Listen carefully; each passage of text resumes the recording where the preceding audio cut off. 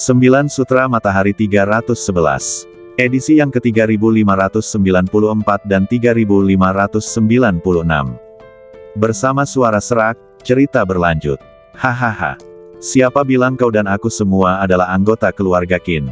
Apa kau lupa bahwa garis keturunanmu telah dikeluarkan dari keluarga Qin? Mulai sekarang, kau adalah pengkhianat keluarga Qin dan semua orang bisa membunuhmu. Ayo kita pergi bersama dan bunuh mereka semua. Tidak ada yang bisa dibiarkan hidup.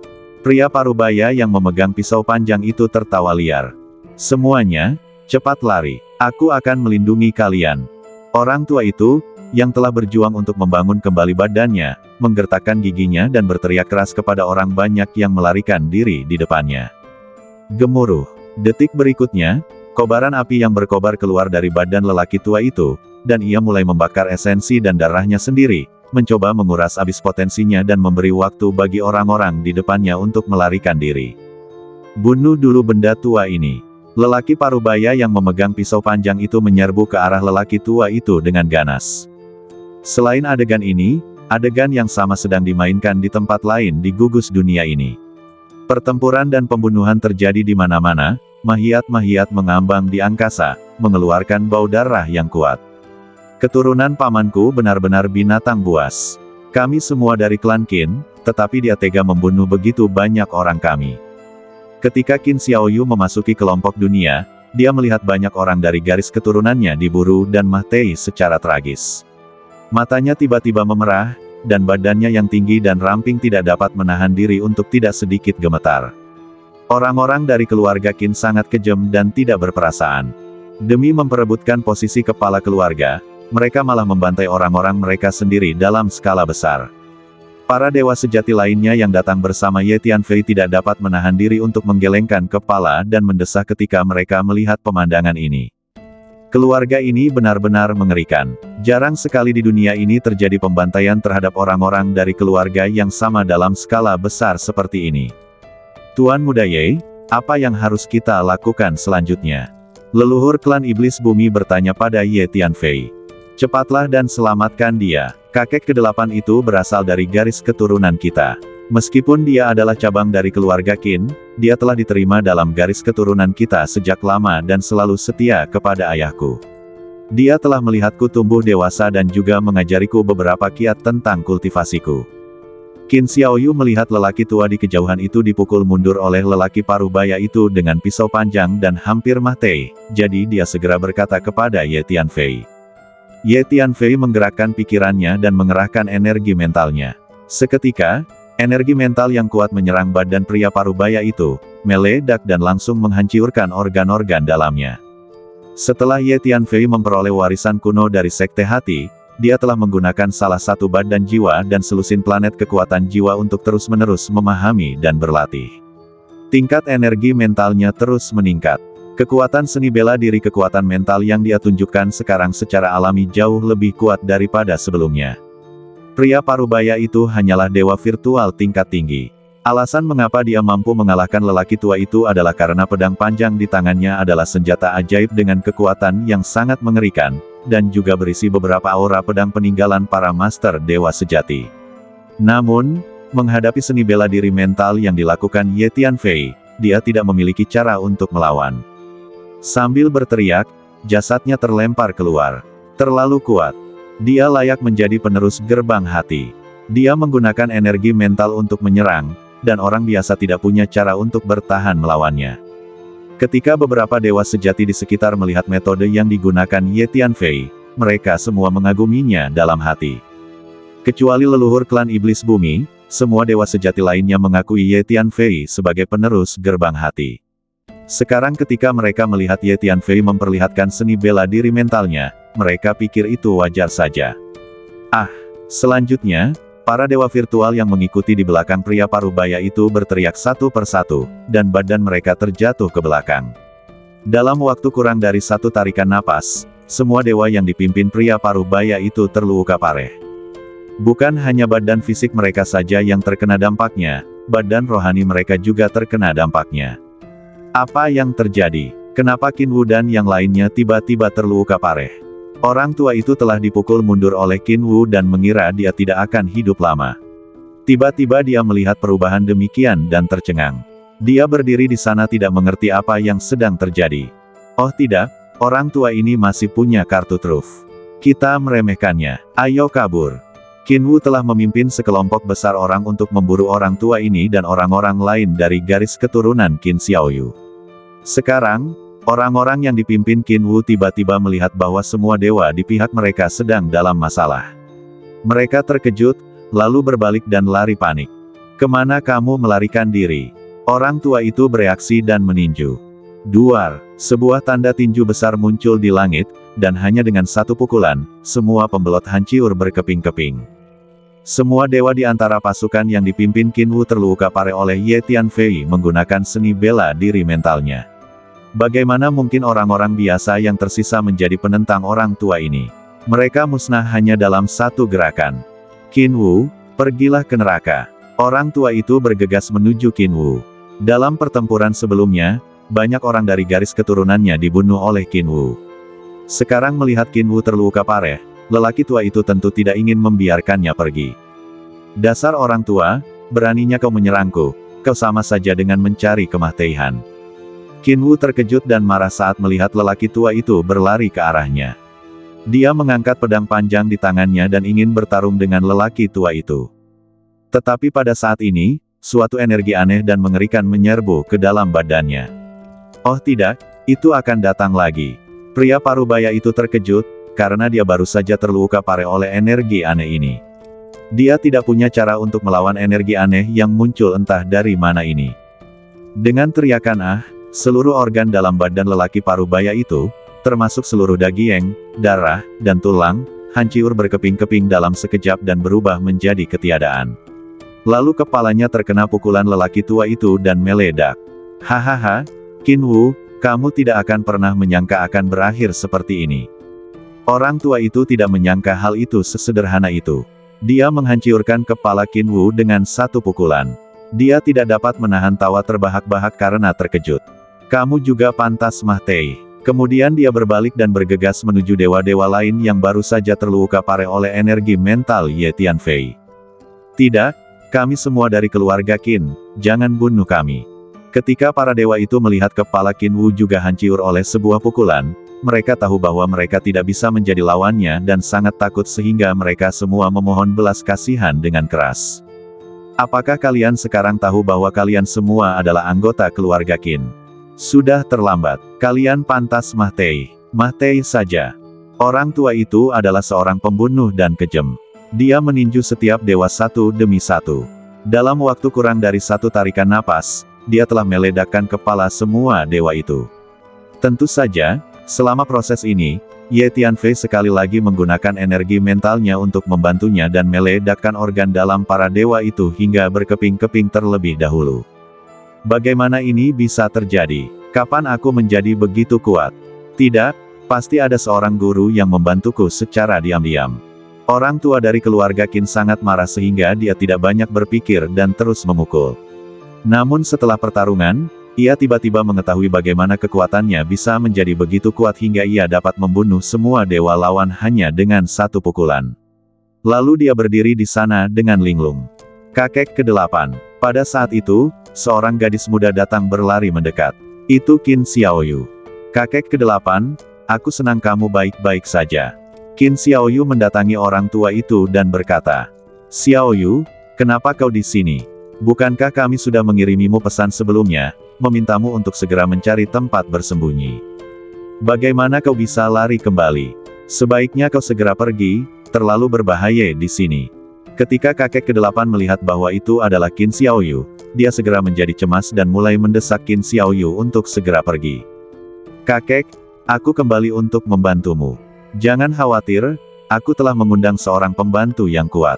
Kata Qin Xiaoyu. Kamu telah mengundang seorang pembantu yang kuat, siapakah dia? Kakek ke-8 tidak dapat menahan ekspresi terkejutnya ketika mendengarnya. Mungkinkah tuan yang baru saja menyerang adalah pembantu yang diundang Xiaoyu kembali? Akan sangat bagus jika Xiaoyu dapat mengundang kembali pembantu yang begitu kuat. Kakek ke-8 tiba-tiba teringat apa yang baru saja terjadi. Tuan Ye, silakan keluar dan temui kakek saya yang ke-8. Qin Xiaoyu berteriak. Saat berikutnya, Ye Tianfei muncul di samping Qin Xiaoyu. Sangat cepat, kakek ke-8 terkejut ketika dia merasakan kecepatan Ye Tianfei. Apa, Xiaoyu, apakah kamu mengatakan bahwa dia adalah pembantu yang kamu undang kembali? Namun, saat berikutnya, ketika dia melihat Ye Tianfei dengan jelas dan mendapati bahwa Ye Tianfei hanyalah dewa virtual yang sempurna, itu seperti baskom berisi air dingin yang dituangkan ke kepalanya. Dia sangat kecewa dan bahkan sedikit marah. Omong kosong, Xiaoyu, kenapa kau membawanya kembali? Bagaimana dia bisa membantu? Xiaoyu, segera pergi dan cari tempat bersembunyi di luar. Semakin jauh semakin baik. Kakek ke-8 berteriak pada Qin Xiaoyu dengan nada yang sangat tegas. Kakek ke-8, bagaimana bisa kau berbicara seperti itu kepada Tuan Muda Ye? Tuan Muda Ye ada di sini untuk membantu kita. Jangan khawatir, kakek ke-8, selama Tuan Muda Ye ada di sini, tidak akan terjadi apa-apa pada garis keturunan kita. Qin Xiaoyu terkejut ketika dia melihat kakek ke-8 berbicara kepada Ye Tianfei dengan nada seperti itu. Karena dia telah melihat berkali-kali para guru tingkat dewa sejati itu berdiri di samping Ye Tianfei dan mendengarkan Ye Tianfei dengan penuh hormat, sedangkan guru ke-8 ini hanyalah seorang dewa virtual, dan dia benar-benar berbicara kepada Ye Tianfei dengan sikap seperti itu. Dia khawatir Ye Tianfei akan marah dan menamparkan Tuan ke-8. Xiaoyu, aku tidak bercanda. Situasinya sangat kritis sekarang. Garis keturunan kita sedang mengalami pembantaian yang mengerikan. Garis keturunan pamanmu telah merekrut sekelompok guru yang sangat kuat. Sekarang orang-orang mereka ada di mana-mana di dunia Qin kuno. Kau harus melarikan diri sekarang sebelum mereka menemukanmu. Aku akan melindungimu. Jika kau terlambat dan mereka menemukan jejakmu, mereka tidak akan pernah membiarkanmu pergi. Pokoknya, cepatlah dan pergi. Kakek ke-8 sekarang sangat cemas dan terus mendesak Qin Xiaoyu. Tuan Ye, jika mereka bersikap seperti ini, saya rasa sebaiknya kita pergi saja dan tidak usah khawatir lagi dengan masalah ini. Pada saat ini, leluhur klan iblis bumi dan dewa sejati lainnya semuanya berdiri di belakang Ye Tianfei. Kakek ke-8, berhentilah bicara omong kosong. Aku kesulitan sekali untuk membawa Tuan Muda Ye ke sini. Jika kau terus seperti ini dan membuat Tuan Muda Ye marah lalu kabur, garis keturunan kita akan benar-benar tamat. Qin Xiaoyu sangat cemas setelah mendengar apa yang dikatakan kakek ke-8, karena dia memang kesulitan membawa Ye Tianfei ke sini. Xiaoyu, jika kamu terus seperti ini, kakek ke-8 akan marah. Nada bicara kakek ke-8 tiba-tiba menjadi tegas, dan dia melepaskan energi dan tekanannya, menekan Qin Xiaoyu, Ye Tianfei dan yang lainnya dengan kekuatan besar. Wah, aku tidak peduli ramuan ajaib apa yang telah kau berikan pada Xiaoyu. Pergilah dari sini sekarang juga. Sekarang bukan saatnya kau pamer. Apa kau tahu membawa Xiaoyu kembali ke sini akan menyakitinya? Bawalah Xiaoyu pergi dari sini segera. Jika kau benar-benar menyukai Xiaoyu, jagalah dia baik-baik di masa depan dan jangan biarkan sesuatu terjadi padanya. Semua ini adalah pemberianku padamu, anggap saja aku memohon padamu, bawalah Xiaoyu pergi segera, oke? Kakek ke-8 menatap Ye Tianfei dan berbicara, sambil mengeluarkan 5 cincin ruang angkasa dan meletakkannya di depan Ye Tianfei. Wajah Ye Tianfei awalnya sangat dingin, tetapi sekarang sedikit mereda. Lagi pula, orang tua ini juga mengkhawatirkan keselamatan Qin Xiaoyu. Lihat, itu si jalang kecil Qin Xiaoyu. Dia berani kembali. Bagus, tangkap dia untukku segera. Si jalang kecil ini punya ikatan pernikahan dengan si Ma Hao, tapi dia kabur dan berhubungan dengan pria lain, membuat malu keluarga Qin kita. Tangkap dia untukku. Aku akan mengirimnya ke ranjang si Ma Hao dengan tanganku sendiri. Mulai sekarang, keluarga Qin dan keluarga Sima kita bisa berteman. Tiba-tiba terdengar suara seorang wanita dari kejauhan, kemudian seorang wanita jangkung dan segerombolan orang bergegas menghampiri. Oh tidak, itu si jalang kecil Qin Xiaoqian. Meskipun dia masih muda, dia memiliki hati yang jahat. Dia telah memimpin orang-orang untuk memburu orang-orang kita selama beberapa waktu, dan tangannya berlumuran darah orang-orang kita. Xiaoyu, kamu harus melarikan diri dengan cepat. Jika kamu jatuh ke tangannya, kamu akan disiksa olehnya. Nak, apa yang kamu tunggu? Lindungi Xiaoyu dan melarikan diri dengan cepat. Jika sesuatu terjadi pada Xiaoyu, akulah orang pertama yang tidak akan membiarkanmu pergi. Kakek ke-8 terkejut ketika dia melihat wanita di kejauhan, dan dengan cepat berkata kepada Qin Xiaoyu dan Ye Tianfei. Namun, menghadapi orang-orang yang mengelilingi mereka, baik Ye Tianfei maupun Qin Xiaoyu tidak menunjukkan rasa takut, dan para dewa sejati di belakang Ye Tianfei bahkan memiliki senyum dingin di wajah mereka.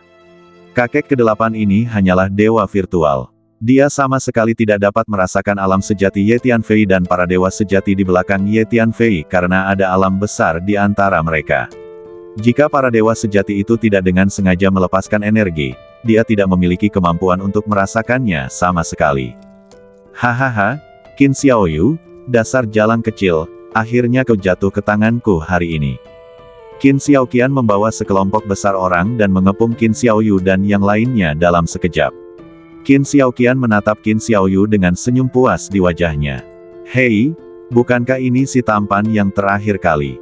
Qin Xiaoyu, kau sangat pelit, bahkan kau membawa si tampan ini kembali ke keluarga Qin. Si tampan ini juga orang yang tidak punya otak. Dia berani datang ke keluarga Qin dalam keadaan seperti ini. Apakah dia benar-benar berpikir bahwa dengan mendekati si jalang kecil Qin Xiaoyu ini, dia sama saja dengan mendekati keluarga Qin? Jujur saja, garis keturunan Qin Xiaoyu sudah menjadi pengkhianat keluarga Qin dan sekarang sedang dimusnahkan. Karena kau satu kelompok dengan Qin Xiaoyu, kau akan mati bersamanya. Seseorang, tangkap sepasang guguk dan jalang ini untukku. Aku ingin mengikat mereka dan mengarak mereka di jalan-jalan untuk dipamerkan di depan umum. Tatapan Qin Xiaoqian tertuju pada Ye Tianfei dan berkata sambil mensibir. Qin Xiaoqian, kau benar-benar orang yang kejam. Kami semua adalah anggota keluarga Qin, tetapi kau malah membawa orang untuk memburu garis keturunan kami. Kau akan membayar harganya. Qin Xiaoyu menatap Qin Xiaoqian dengan marah. Gadis kecil, kaulah yang dalam masalah sekarang. Beraninya kau berbicara dengan nada seperti itu padaku. Apa yang kau tunggu? Tangkap gadis kecil ini sekarang juga. Aku tidak sabar untuk menyiksanya dengan kejam. Qin Xiaoqian berteriak keras. Dalam keluarga Qin, cabang tempat dia berasal dan cabang Qin Xiaoyu selalu tidak cocok dan saling bertengkar dengan sengit, jadi dia dan Qin Xiaoyu selalu berada dalam hubungan yang kompetitif. Sejak kecil, keduanya selalu berselisih setiap kali bertemu. Qin Xiaoqian, urusan keluarga tidak ada hubungannya dengan Xiaoyu. Kamu tidak boleh menyentuhnya. Biarkan dia pergi sekarang. Jika kamu ingin menangkap seseorang, tangkap aku. Kakek ke-8 melintas dan berdiri di depan Qin Xiaoyu. Dia telah memperhatikan Qin Xiaoyu tumbuh sejak dia masih kecil, dan telah lama menganggap Qin Xiaoyu sebagai cucunya di dalam hatinya, jadi dia tidak ingin melihat Qin Xiaoyu mendapat masalah. Dasar orang tua, tidak perlu bermain kartu di hadapanku. Hari ini, bukan hanya Qin Xiaoyu yang tidak bisa melarikan diri, tetapi kau, orang tua, juga tidak bisa melarikan diri.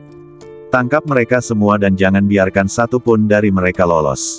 Wajah Qin Xiaoqian yang awalnya cukup cantik, tampak sangat ganas dan penuh niat membunuh.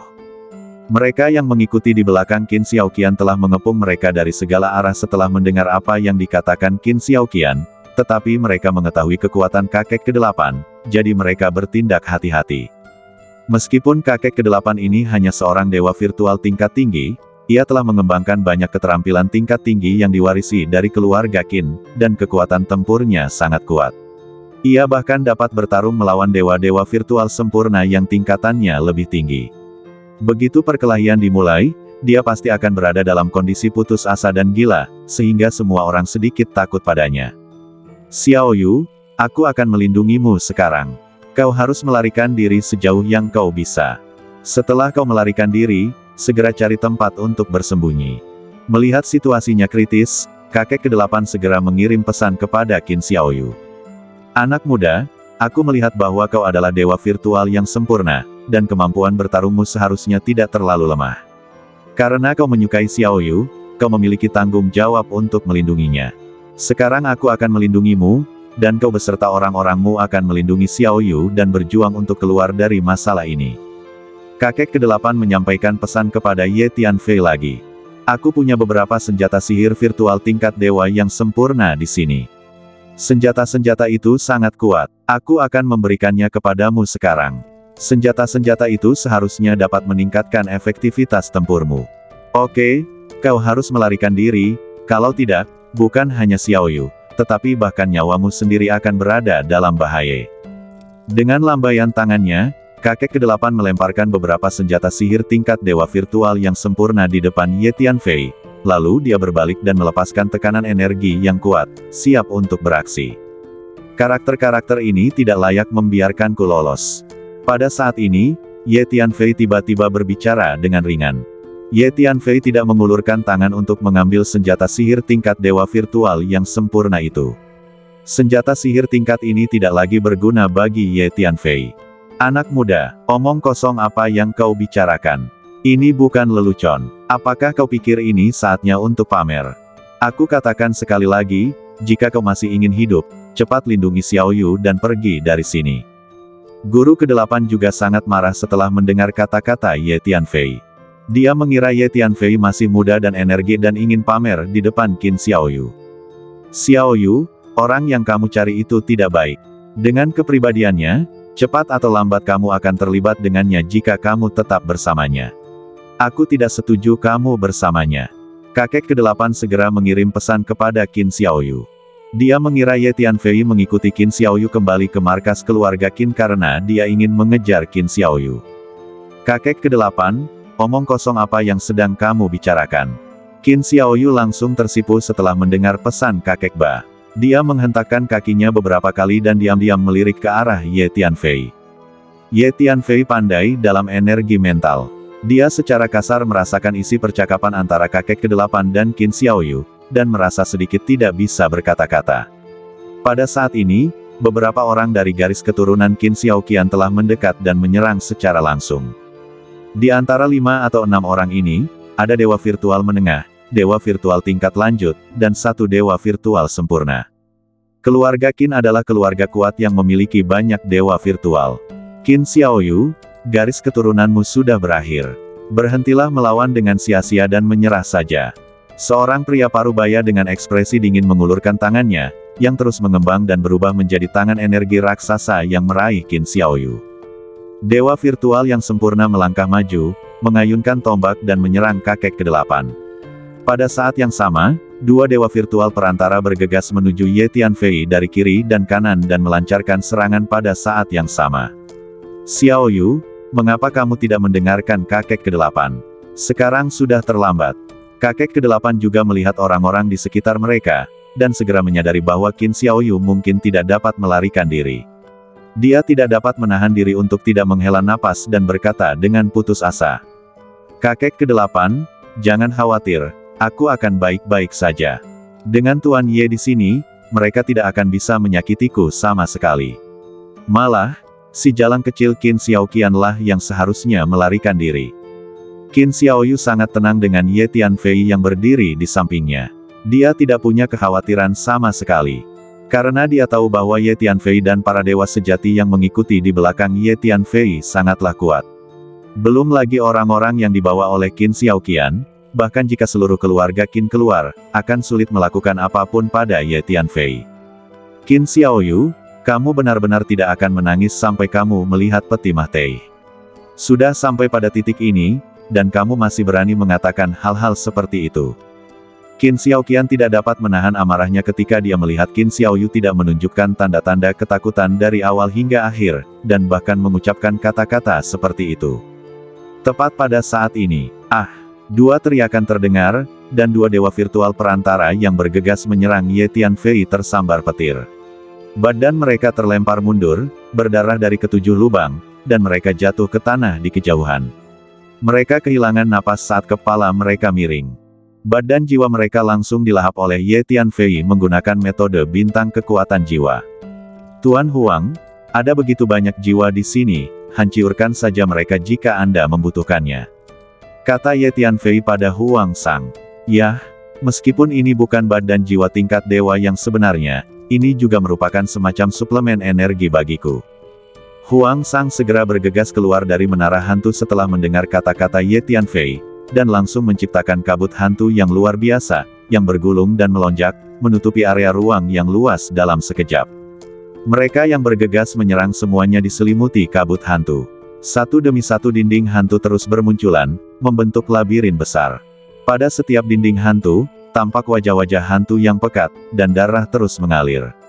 Udara dipenuhi aura hantu, dan semua orang, termasuk Qin Xiaoqian, terperangkap di dinding hantu yang pekat. Ah, apa-apaan tempat ini? Kenapa aku tiba-tiba ada di sini? Melihat dinding hantu yang mengerikan di sekelilingnya, kulit kepala Qin Xiaoqian langsung mati rasa dan dia berteriak ketakutan. Pada saat ini, Qin Xiaoyu sudah muncul di depannya. Bersambung.